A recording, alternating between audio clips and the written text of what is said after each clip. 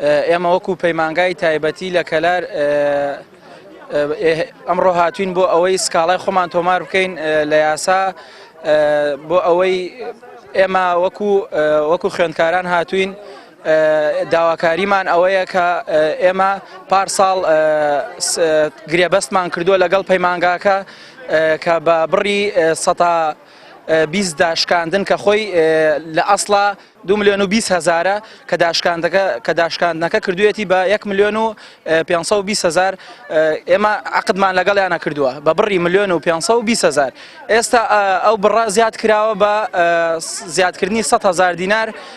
بۆ ئەو بڕەپارێ کە ئێمە بەڵێننامەمان پڕۆ کردوێتەوە لەگەڵیانە بەڵام ئێستا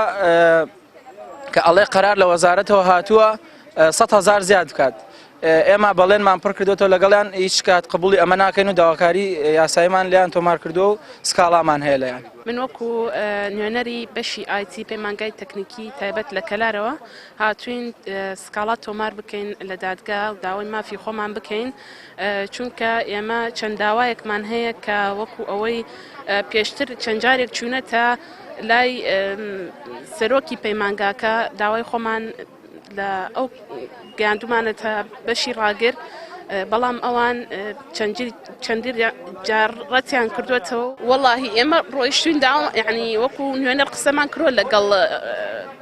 سەرۆکی پەیمانگاکە ئەڵێت ئەو بڕیاری وەزارەتە بەڵام ئەوەی ئێمە ئەیزانین وەکو نوێنەر بۆمان دەرکەوتووە کە دەستکاری عەقدەکە کراوە پارساڵ لە عەقدەکە ئێمە نووسرا بوو بۆ هەردوو ساڵەکە کۆی هەردوو ساڵەکە 1,350,000 بن بەڵام ئەمساڵ 100,000 زیاد کراوە بۆ لەبەر چی؟ ئێمە هەمووی یعنی ئەزانین موچە چییە نادرێت